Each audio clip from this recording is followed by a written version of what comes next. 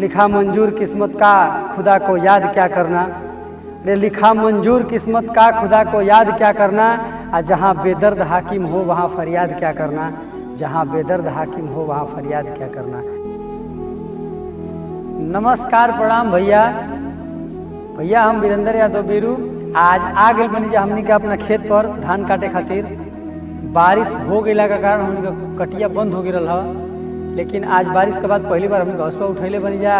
देख लीजिए धान का हालत का बटे, पूरी तरह से पक गई बटे। एक बाल ऐसा लटक गई बड़ी सा जिससे लगता कि टूट के गिर जाए। देखिए आप लोगों के सामने ही बाल बटे, ऐसा लगता है कि बाल टूट के खेते में गिर जाए सा।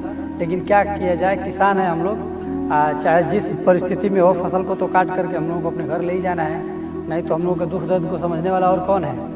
और बता दें आप लोगों को कि इस खेत में हम लोग आधा फसल लगभग काट चुके थे बारिश से पहले ही। उसके बाद बारिश की सूचना मिल गई कि बारिश होने वाली है, तूफान आने वाला है, तो हम लोग छोड़ दिए। तो वो बची हुई फसल ये है। और बारिश के बाद आज हम लोग पहला दिन हंसुआ लेकर के आए इसको काटने के लिए। अब इसको काटेंगे।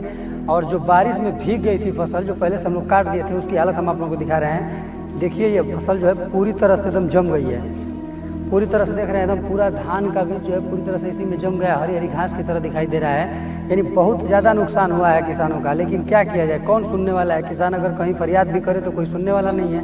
कहा जाता है कि अगर सुनने वाला होता है ना तो आदमी अपना दर्द सुनाता है तो ठीक रहता है। लेकिन एक कहावत है कि लिखा मंजूर किस्मत का खुदा को याद क्या करना। रे लिखा मंजूर किस्मत का खुदा को याद क्या करना। जहाँ बेदर्द हाकिम हो वहाँ फरियाद क्या करना। जहाँ बेदर्द हाकिम हो वहाँ फरियाद क्या करना। जहाँ कोई सुनने वाला, जब जो हम लोगों के दर्द को सुनने वाला है उसी को ही किसानों का दर्द समझ में नहीं आ रहा है, किसानों का नुकसान दिखाई नहीं दे रहा है, तो हम किसके यहाँ फरियाद करने जाएंगे। लेकिन हम बता दें कि किसानों का बहुत ही बदतर हाल है। ये जो तूफान आया था ना, ये फसलों को पूरी तरह से क्षतिग्रस्त करके चला गया था। किसान पूरी तरह से टूट गया है, लेकिन फिर भी अपने काम में लगा हुआ है। वैसे ही जो किसान हैं, जितने भी सारे किसान हैं हमारे देश में, सब मेहनती लोग हैं। मेहनत करके ही अन्न उपजाते हैं, अपना भी पेट भरते हैं और औरों का भी पेट भरते हैं। और इधर दिखा दे, देखिए हमारे खेत के नीचे एक खेत है जो थोड़ा सा गड्ढा है। हमारे खेत का पानी सारा तो निकल गया है, लेकिन इस खेत का पानी अभी नहीं निकला है। वैसे ही फसल गिरकर इसी में सड़ रही है। अब क्या करेगा किसान, मेहनत करेगा बेचारा, इसको छान कर कैसे भी करके घर लेके जाएगा। खाने वाले को क्या पता है कि फसल कैसे तैयार की जाती है, जिसको बैठे बिठाए मिल जा रहा है भोजन। लेकिन मेहनत तो किसान कर रहा है, वो जानता है कि फसल बोने में और काटने में कितना मेहनत लगता है, तब जा कर के किसी के घर पे अनाज मिलता है।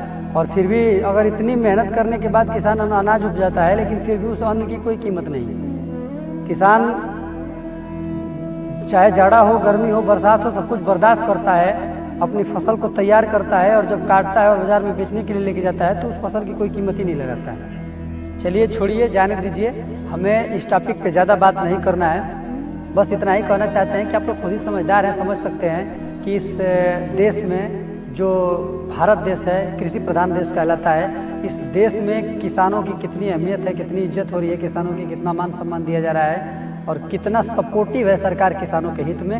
ये आप लोग खुद ही बताइएगा कमेंट में। मैं आप लोगों के कमेंट का इंतज़ार करूँगा। जय राम जी।